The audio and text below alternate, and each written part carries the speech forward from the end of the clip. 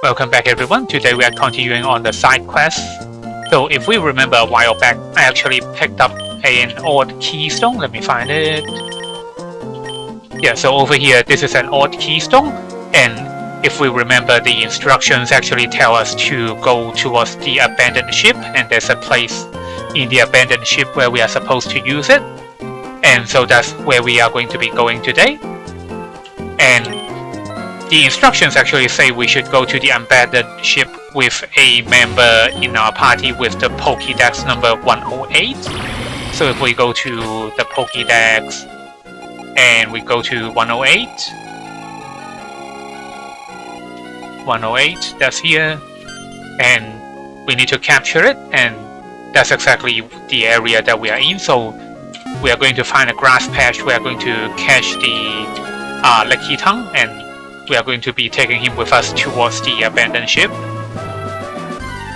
And it's kind of convenient because there's another item that we want from the abandoned ship anyway, and there's also a couple TMs that we can pick up. So it's just nice to be able to do all of those things in one go. Because normally you won't be able to completely explore the abandoned ship without the final TM dive. So I kind of just put that away until like the timing is convenient. Usually you would have to like do it in a couple goes, so you have to explore one level, and then you kind of get stopped by the area that requires you to dive, and then you have to come back after you acquire the TM for HM for dive. But since there's not that many important things on that ship, I just put it off until now.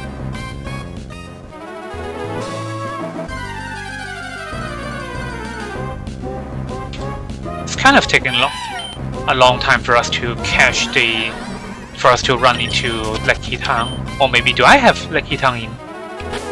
Do I actually have Lucky Tongue in the box already? Maybe? No, I don't. Okay.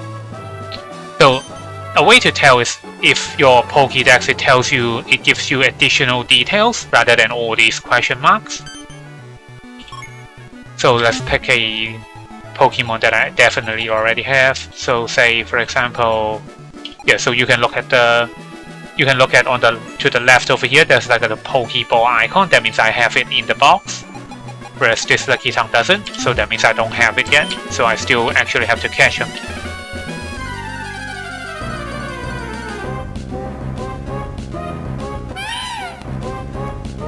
Too bad we don't have the Dex Nav function that some of the other Romhacks have.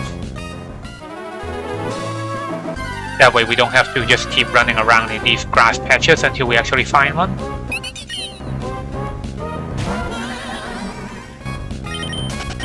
Well, I guess I could have just done it off screen as well. Then we don't have to like keep running into all these random ones.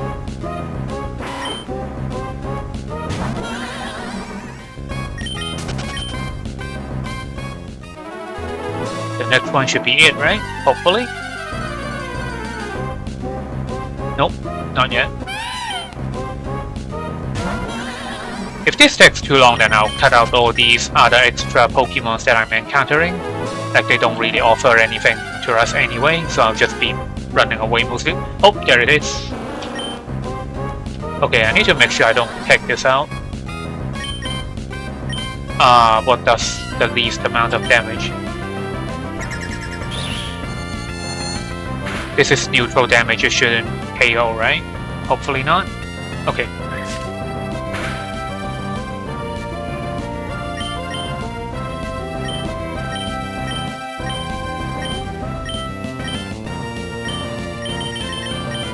We can use the Ultra Ball on it. There's nothing else for us to use the Ultra Balls on anyway.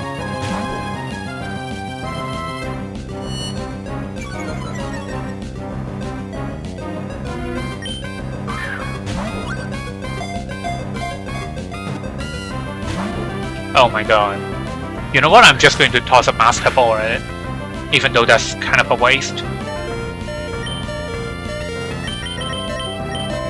I'll just give myself some more Master Balls if we really need them, but we shouldn't, just because there are not that many legendaries left for us to catch anyway.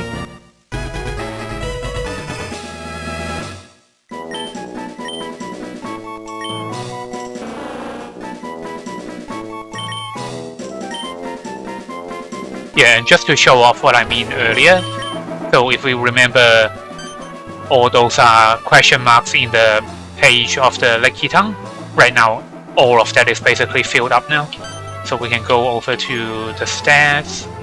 Yeah, these things are all filled up. And it will play the correct cry as well. And that's basically how they actually intend you to do for every Pokemon. And once you fill up the entire Pokédex, then you can talk to an NPC and they will actually give you kind of like a certificate that you can print out. And that's kind of cool. Goes back to what I said in the last episode about how the Pokemon franchise just has a really long history of interacting gameplay with real life events. Because I think it used to be they come with these like mini printers that you can attach to your Game Boy, and then that will print out the like a mini certificate. I might look up one of those certificates later on after we are done with the game today. Which one do I want to replace? We can box the Nidoking. Wait, actually, can we? We should be fine.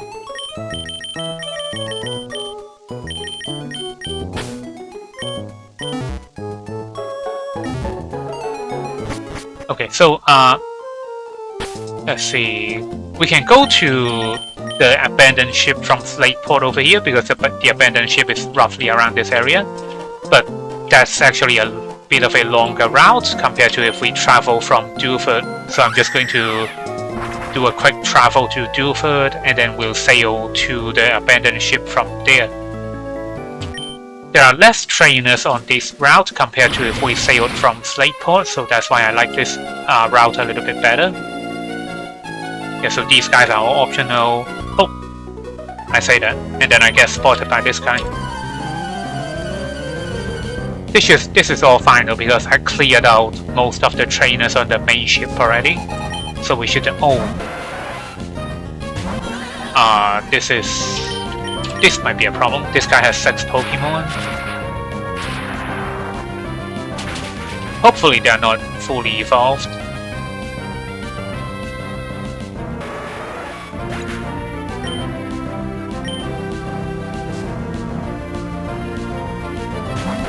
Oh, does he have 6 tentacles? Is that what it is?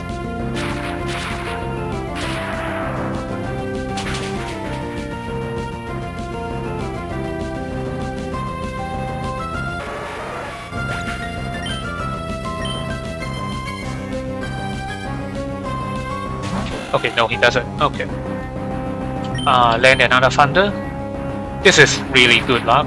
Thunder only has like 70 accuracy. So being able to land 3 in a row is actually incredibly lucky. Oh, but that probably means we'll have to pay it off somewhere later in the day.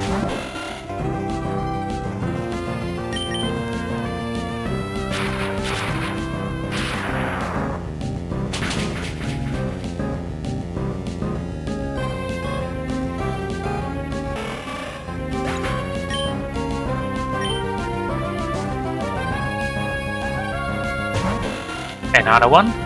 What?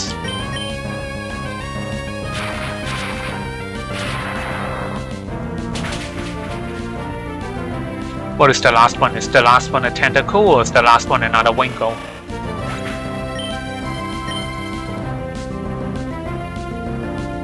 Yep, it's a tentacle.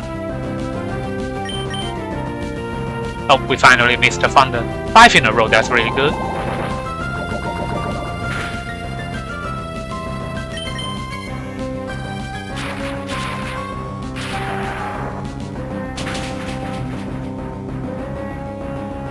I'm not going to bother like healing up until we get to the ship, just because we shouldn't run into that many trainers along the route.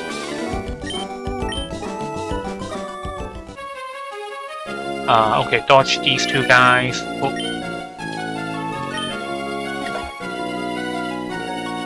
I wish there's a block button on the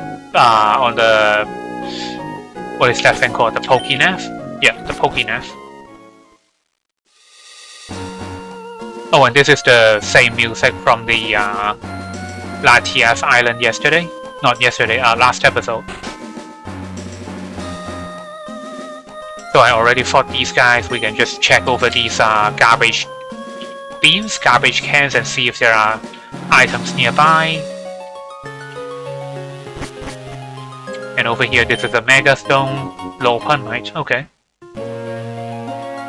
A Mega Lopan is actually a kind of cool Pokemon as well. It gains a tremendous amount of power over a regular Lopunny. And I think it also gains a fighting type as well. So some of these doors are locked, so we'll have to explore these rooms to pick up additional keys to unlock the different rooms, and that's kind of like how this ship is supposed to work.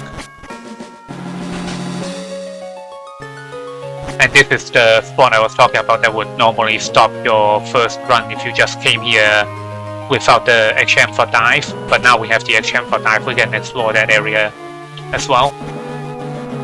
And over here, what's this? Big nugget, okay.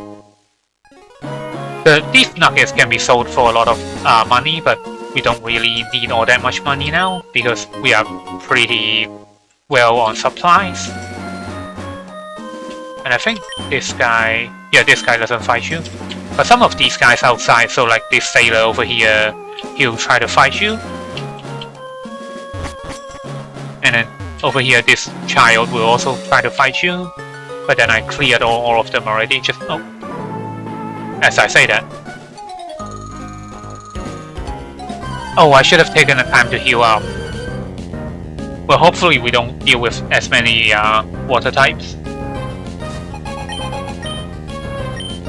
Caracosta Dragonair, okay. Oh, okay, this is fine. Sceptile can deal with the Caracosta, and I can Moon Blast the Dragonair.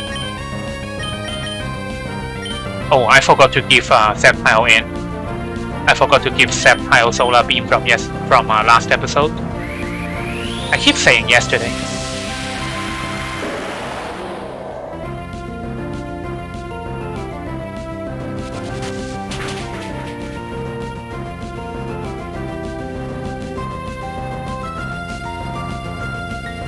Oh, he's sturdy? What? A sturdy Caracosta? That is incredibly strange.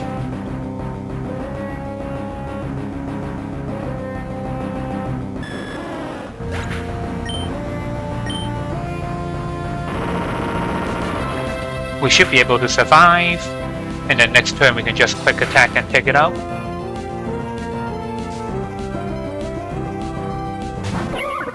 Semi-Pool. Okay. Moon Blast, the Caracosta, and then Energy Ball, the Semi-Pool. Hopefully he doesn't have Ice Beam.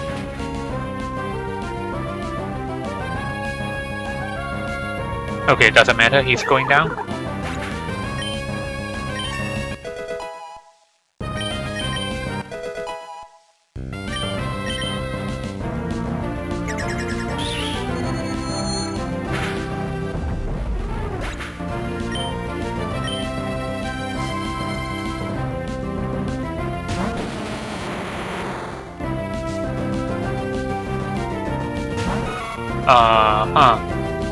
Felix is going to Iron Head, so I should switch out the Mismagius.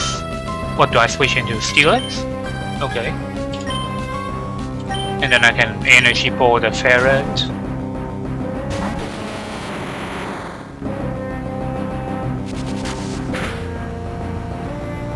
Hopefully this is not a Mega Steelix.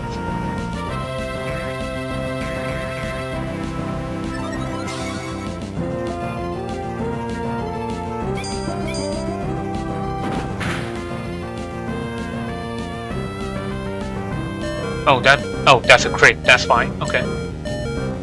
So we can Earthquake, and then I can Energy Ball the Steelix, and that should... Oh. Yeah, this should be able to kill both of them.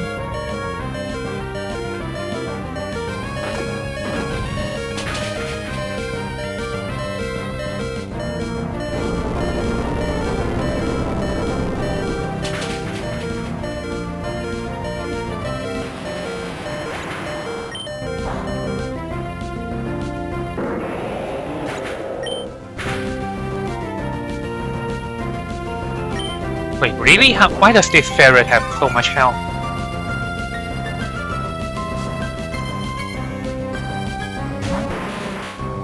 An electric golem, okay.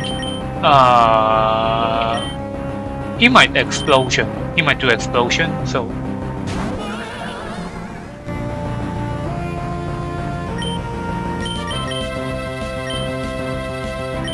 Moonblast or Shadow Ball? Moonblast is better.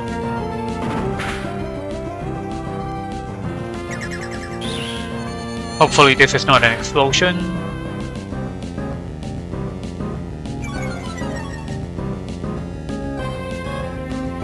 Curse? Okay.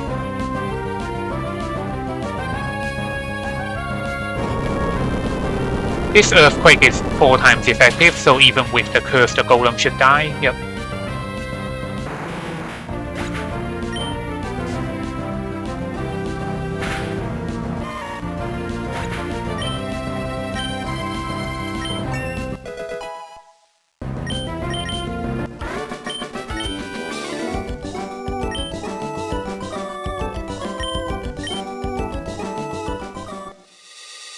Okay, so what is this? V5. Okay, we can use it on our Sceptile. And I can give our Sceptile the TM for Solar Beam, just in case I forget. Solar Beam, where is it?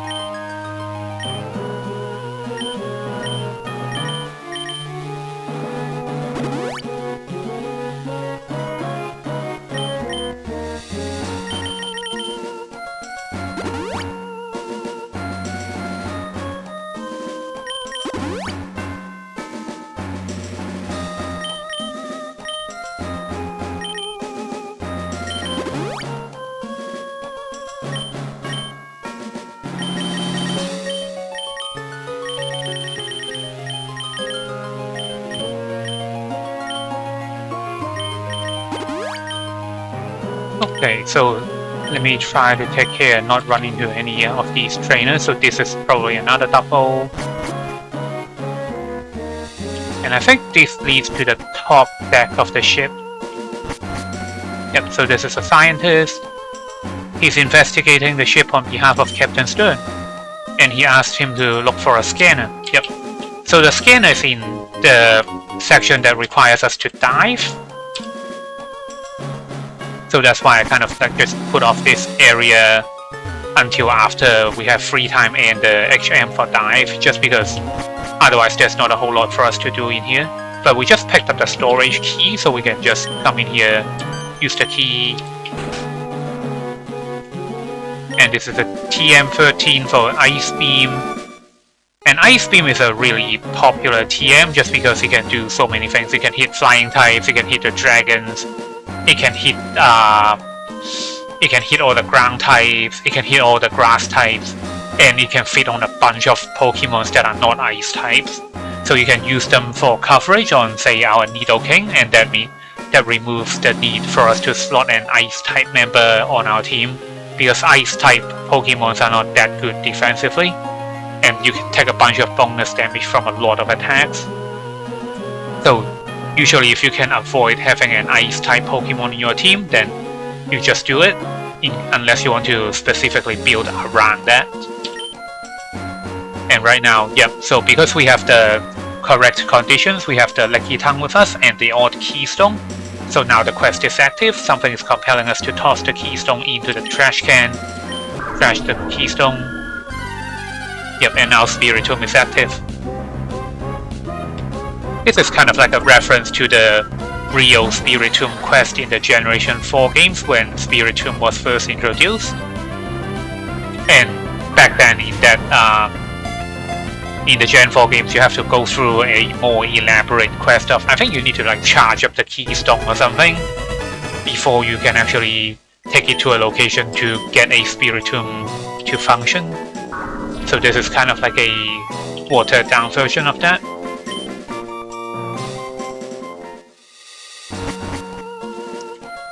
Okay, so we can go towards the dive section.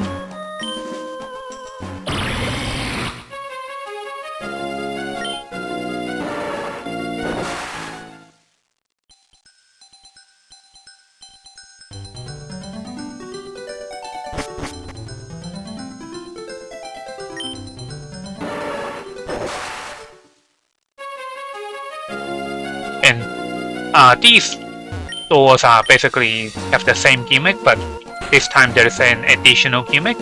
Every time we enter a room, that we can see a flash in the room, and that's basically there to tell us there's a hidden item nearby. So the top right corner, there's a flash just now. So we go over here, and then we press A, and then we picked up a hidden item. Some of these items are fake, like some of them they'll tell you it's trash, but you still have to inspect all of them before you are able to pick up the correct key. But no, you just have to inspect all of them to know which one is trash and which one isn't. So one of these are going to be trash. Is it this one? No, this is the key. But then there's no way for us to know unless we have actually explored this area previously. So yeah. So this one, it tells us it's bright and shiny, but it's no good.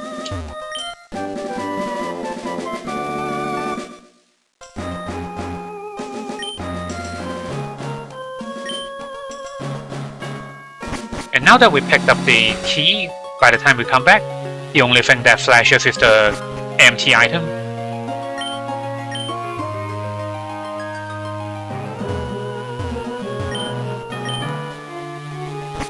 And over here, this is kind of like another gimmick. We won't be able to explore this room from this door, so we'll actually have to go through this other room.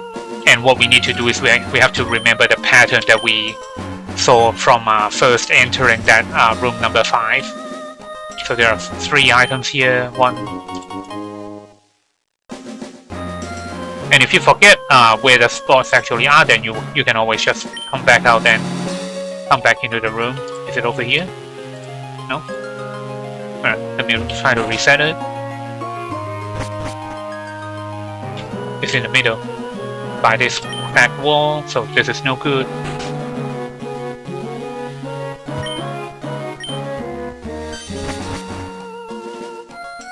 Okay, so there's no hidden item here. Luxury ball, okay.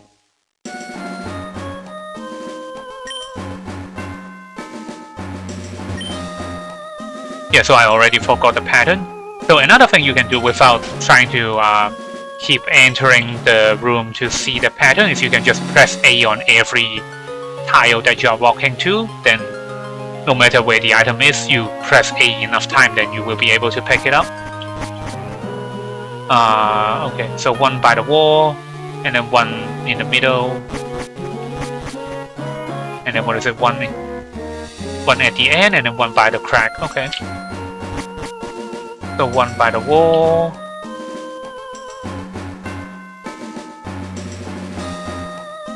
Wait, what? It's 1 in the room, in the middle of the room. There it is. And then this should be the... Yep, this is an old C map. Old C map is not normally in the retail version of Pokemon Emerald. It's one of those real life events things where you have to go towards a physical location and then they will put the item into your game copy with like a cable. But because they don't run those events anymore, then the Romhack, they just put it in kind of like an exploration mission. And I think all those other ones are kind of like yeah, trash. So I'm not going to bother looking up where the other ones are.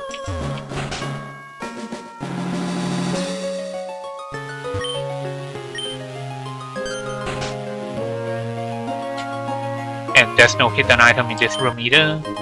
Scanner, okay.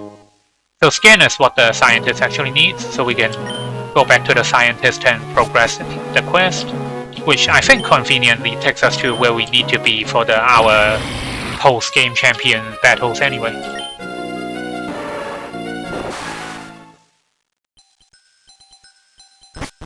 Wait, does it? No, it doesn't.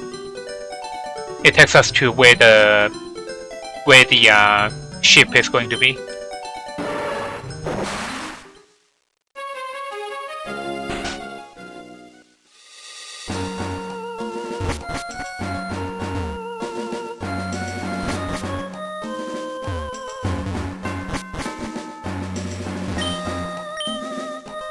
Yep, so he wants us to deliver it to Captain Stern, and then he's sticking around in the ship a little bit longer.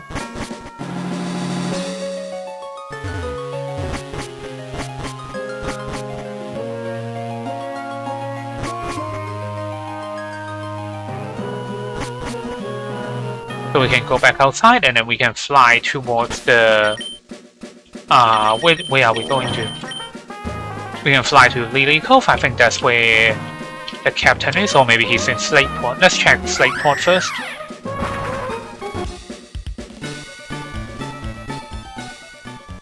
He might be in the shipyard. Nope, this is not the shipyard.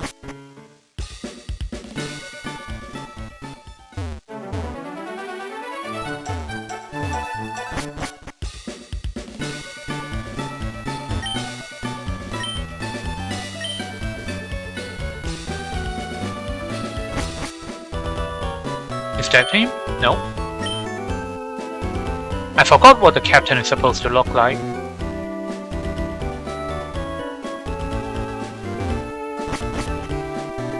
This is not him, right? No. I guess he's in Lily Cove, probably.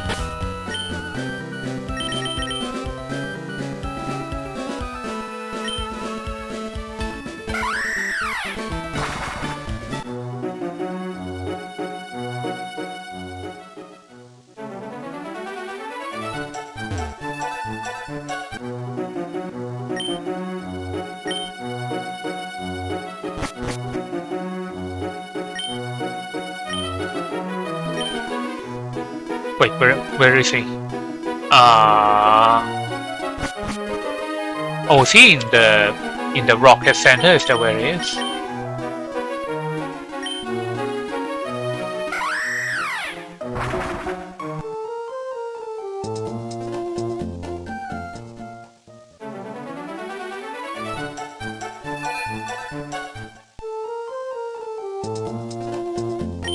It's not him, right? Oh, I think this is him. No. Wait a minute. Where is the captain?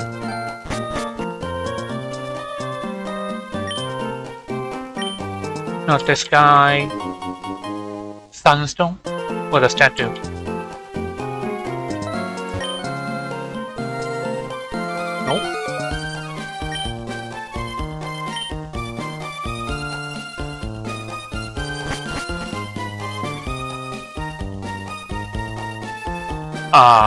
Okay, this is awkward. Is this him? It's not him. Wait, then where is the captain? Well, now that we are in Mossdeep City anyway, we may as well finish the champion battle. So in the post game, there are 3 champions we can fight. This one in particular is kind of out of place. Well, not really out of place. I think she's here in the Gen 6 remix as well. But this is Champion Cynthia. This is the champion from the Generation 4 games, and probably the best champion overall. With just with in-game presence and her team and the overall aesthetics of it.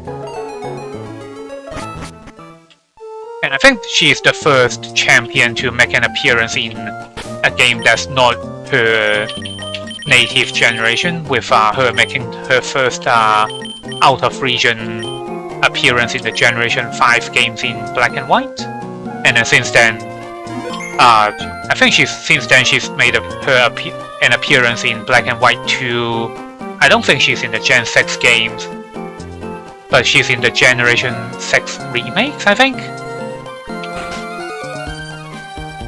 And this is exactly how it worked out the first time she makes her appearance in Black and White 2. You run into a random house in the post game, and then she's here to greet you, and you will not be able to escape this battle. The moment she spots you, then you have to complete this battle.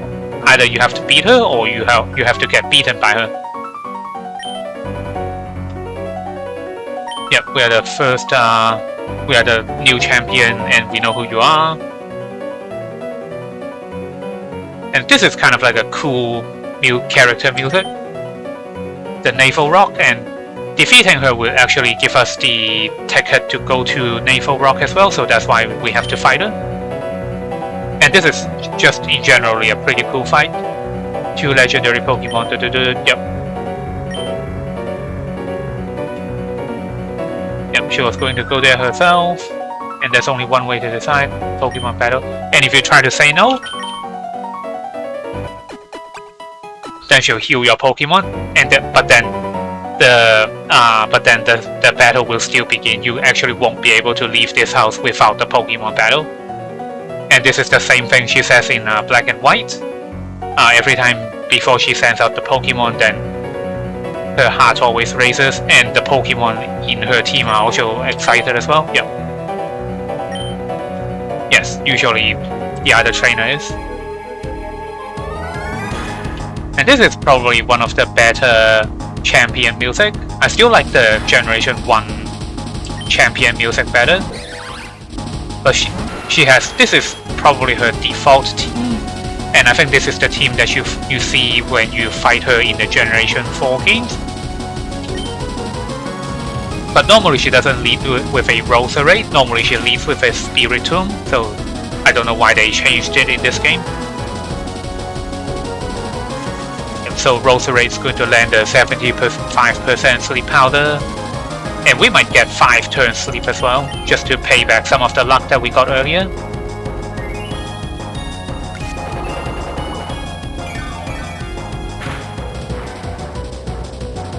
But this is actually a pretty well-crafted team. I don't know if she has legendaries in this game or not, but most of her team members have a base stat total of over 500, and most of them have a pretty well-defined role in her team as well. So this Roserade can both spread the sleep status, and it can also do it's also a really good special attacker. And Garchomp is kind of her signature Pokemon, but using a Mega Garchomp is actually a big mistake. Mega Garchomp is actually not as good as a regular Garchomp, but I guess just because this is her signature Pokemon, they kind of just gave the Garchomp the Mega Evolution, just like how we would give our own Sceptile the Mega Evolution. But one of the reasons why Mega Garchomp is better, is worse than a regular Garchomp, is because Mega Garchomp is actually slower. So even though it has higher attack, you don't have as many opportunities to use that higher attack because you are slower than the regular version.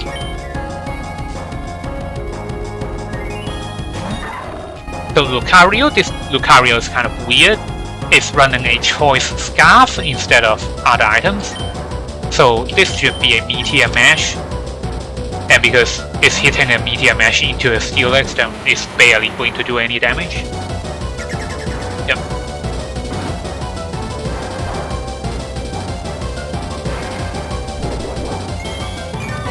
And because he's now locked into Meteor Mash and that isn't doing any damage at all, then this Lucario should switch out. But Lucario, Garchomp, and the Roserade are supposed to be her attackers, and then this Milotic, later on we'll see a Togekiss. These are supposed to be Pokemon that takes hits, kind of like our own Steelix and our own Goodra. And Milotic is supposed to take attacks from the special side, and I think the Spiritomb is supposed to take attacks from the physical side. At least that's how it is supposed to work out. But because Spiritomb is gotten a lot worse relative to other Pokemon, then it doesn't really work out all that well now.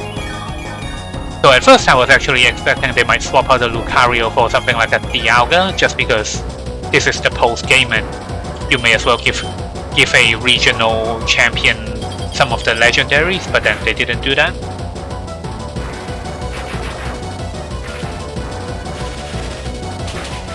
And our Gudra over here should be able to outstore this Milotic, especially with a crit like this.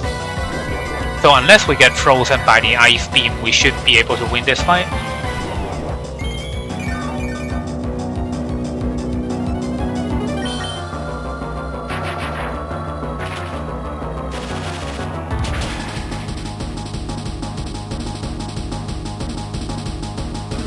Oh, Miracle, okay.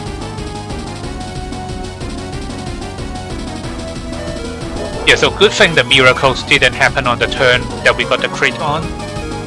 But I think this Milotic is faster, so he might get off the ice beam first. Yep. Okay, that's fine. We can come back with our Mismagius and that will score a KO.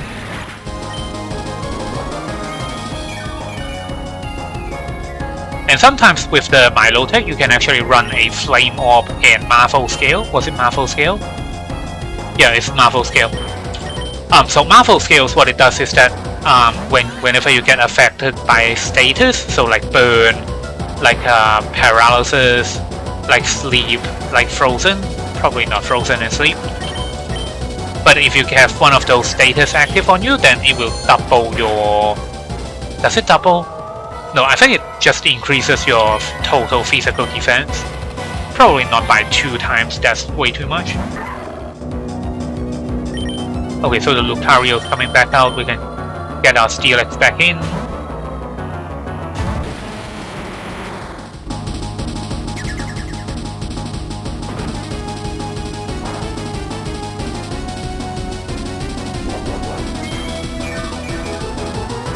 Yes, this is not hurting at all.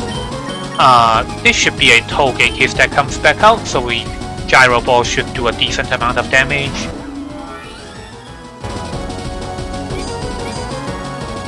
Yeah, but with Marvel Scales, if you put a Flame Orb on your Milotic, then even if you take damage from the burn, with the increase in your physical defense, it's going to be worth it, and then you can just use Recover to heal off the burn damage. What is this? Togekiss is going to do a Fire Blast, probably.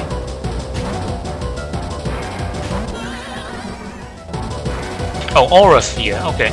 Aura Sphere is another one of those cool moves. I think it has 80 base power, but I think it bypasses accuracy and it always hits.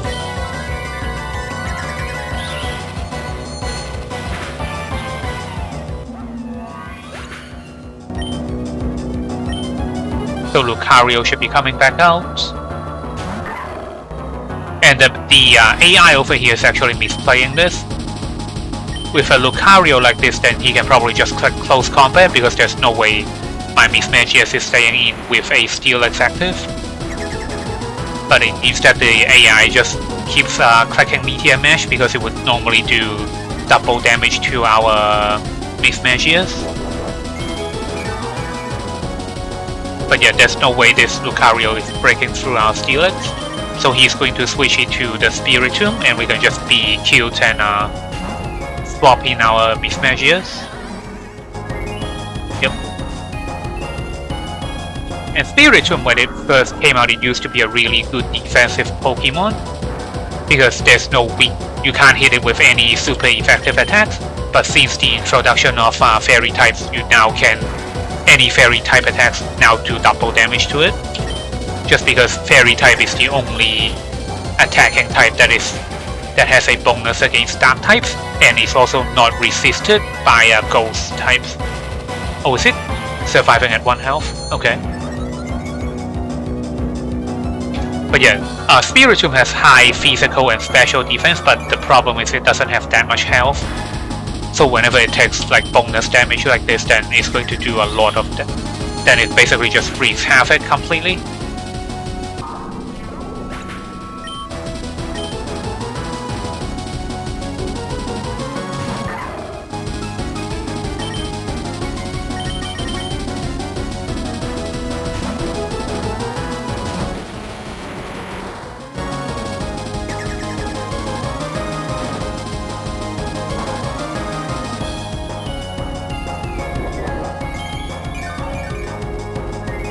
Okay, so the Lucario didn't get any boost here, so 2 Earthquakes should be able to kill it easily.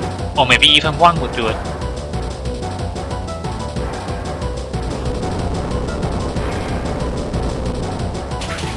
Yeah, so this is one of the problems with giving a Lucario a choice scarf, is that even if you outspeed your opponents now, that speed isn't really doing you anything good. And if we look at the move pool of Lucario actually already has extreme speed, so giving it a choice scarf is kind of redundant. Okay, so she's giving us the Mystic ticket. So we should just go and heal up, and I think I'll just leave the quest for the captain later on, just because I don't want to waste time on screen looking up where the captain actually is. So we'll move on to catching our legendaries of the day, just to use up the OC map and the Mystic ticket. Oh, and over here, if we go back to Stephen's house, we can actually find this Pokeball over here, and we can just take the Meltang over here.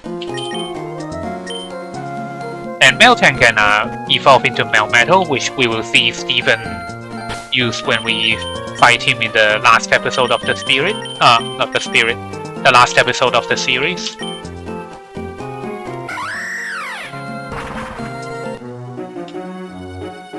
Okay, so we are back to Lily Cove, and if we go to the dock here... Wait, is this the captain? This is not the captain, no. Where is he? Where did he go? Okay, whatever. I'll look for him off screen, and then we'll turn in the quest next episode. But we can talk to this lady over here. And then out comes the sailor.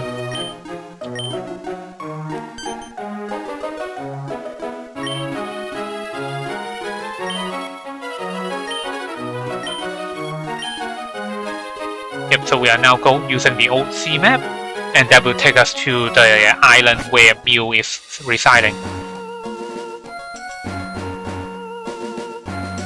And the story for Mew is actually really cool. I think this in-game appearance is the first in-game appearance of a Mew where we can actually fight it legitimately without using any kind of glitches to get it to reappear. But originally Mew was not supposed to be in the game. It's kind of programmed as an Easter egg for the Gen 1 games. But with basically how the whole thing got viral, because people were hunting Mew and all that. Oh, there he is. And I think this music is a unique variant of the Generation 1 Wild Encounter music, and this variation is unique to Mew.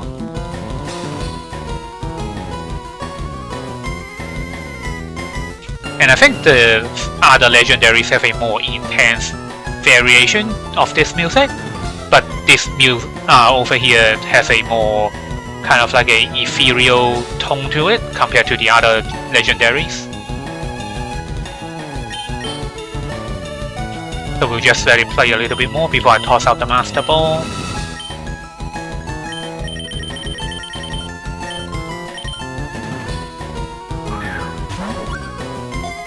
Yeah, but the story of Mew is that basically there was like a gigantic hunt for Mew in the Generation 1 games, and for a long time people were trying to look for Mew in like forgotten assets and all that. But then eventually it turned out there's no legitimate way to encounter Mew in-game without using glitches. And I think this appearance in Generation 3 is the first real appearance of a Mew in-game that does not involve glitches.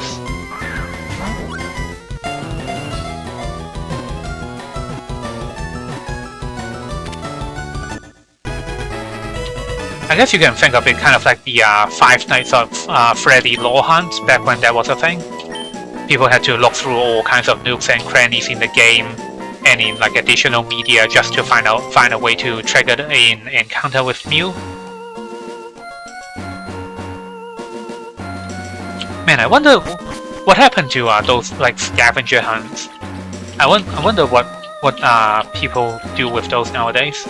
We haven't seen one of those in a long time, have we? And then there's also the story with Mewtwo, but we'll get to that when we get to the Generation 1 games. And over here, this is a sign. And this is probably written by the people that captured what would eventually become Mewtwo.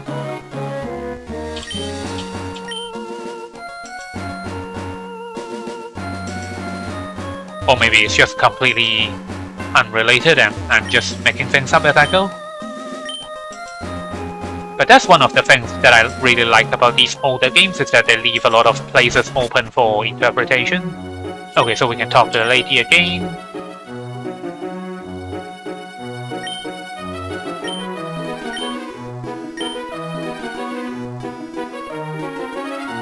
And now we are using Cynthia's Mystic ticket, was it?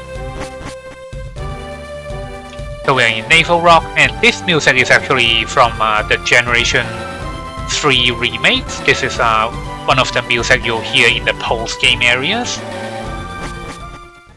And funnily enough, you can visit this area in the Generation 3 remake Fire Red and Leaf Green as well. And I think this cave music, this is the Generation 4 cave music. The Generation 4 remake for Hearthstone and Soul Silver. Not Hearthstone, Heart Gold and Soul Silver. And it's kind of cool how the creators of the Romhack actually made a way to put in all these music from the different games. Okay, so if we go up the ladder, we go towards the area where Ho-Oh is. And if we go down this ladder, we go towards where Lugia is. And Ho-Oh and Lugia are basically the box art legendary for Gold and Silver, and later on Heart Gold and Soul Silver. So this is why Naval Rock exists. It's for the Generation 3 players to be able to complete their Pokédex and catch the Generation 2 Pokémons. So this is the mascot for Silver. This is Lugia, a Psychic and Flying type. And I think the design of Lugia actually had a really cool behind-the-scenes story as well. I just don't quite remember what that is. So I'll just toss out some random Pokeballs here, just to let the music play a little bit. And I think this music for the Lugia battle isn't in the original Pokemonemerald either. The creators of this ROM have just found a way to put in the Generation 4 music.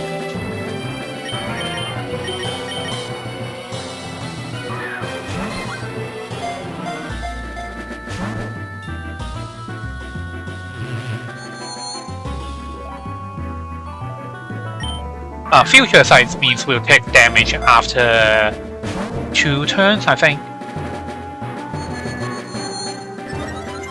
I wonder if this Lugia has Aero Blast. Okay, so at the end of this turn we should be taking damage, so we can just toss out the Master Ball, so we don't have to let the Nidoking go down.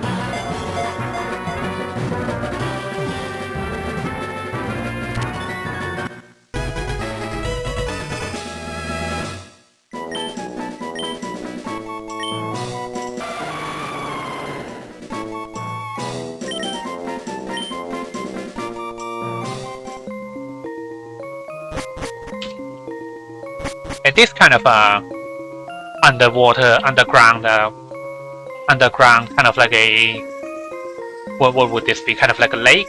This is a reference to where we encounter Lugia in the Generation 2 games. We encounter Lugia in kind of like a cave, kind of like an underground cave as well. Underground, I guess, lake or pond. Except that area that's kind of like a shrine dedicated to Lugia, but this one isn't.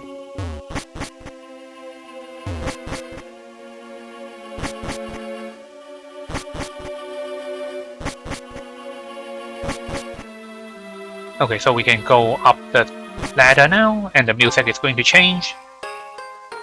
Yeah, and this is the bell tower music from Heart Gold and Soul Silver.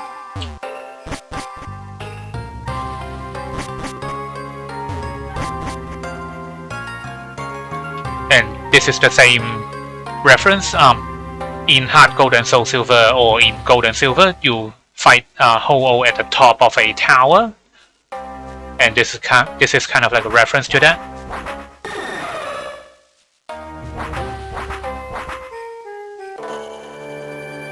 And this is the same music that plays when you fight Ho-Oh in Heart Gold.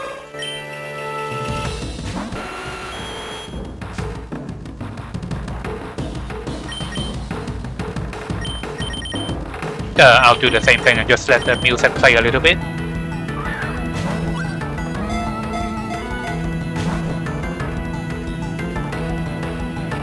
Natural gift? What is that?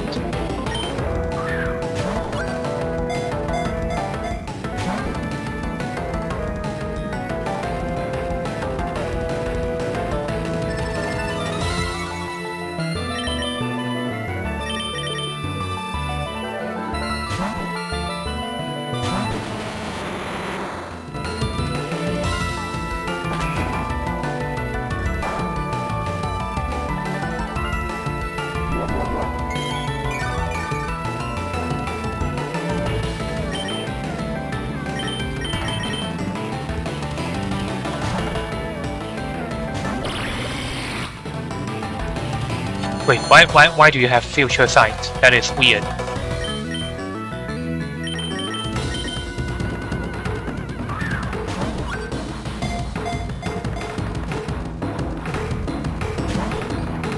Oh, for a second I actually thought I caught it with an Ultra Ball. I'll give it a couple more turns and I'll toss out the Master Ball just for the music to basically complete one loop.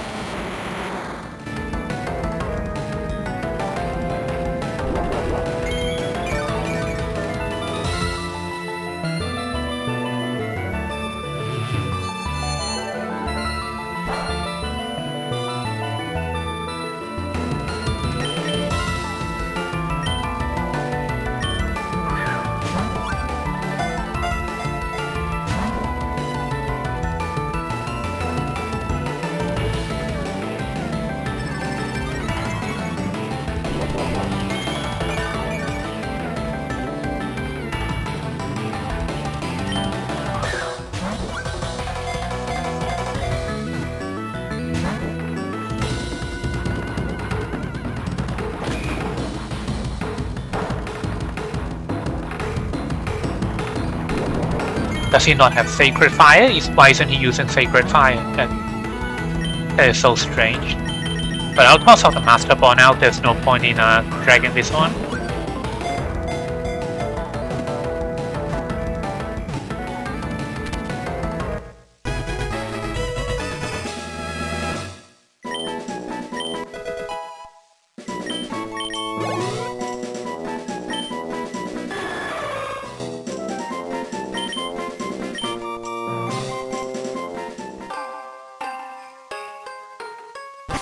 Okay, so that's the legendaries captured.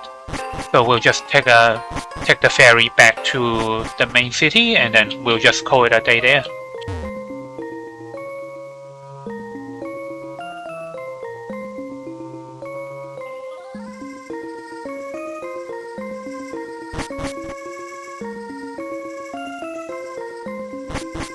And I think normally you can encounter wild Pokemons in this area as well, but for some reason they don't seem to be active in this version.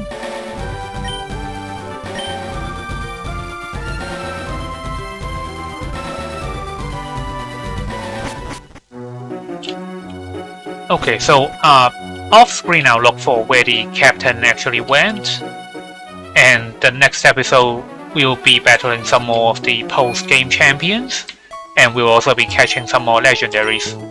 So what was I saying? Yeah, so I'll be doing that off screen, and hopefully next episode we'll have a smoother run. But I think this is it for the day. Thank you everybody for watching, and I'll see you guys in the next episode.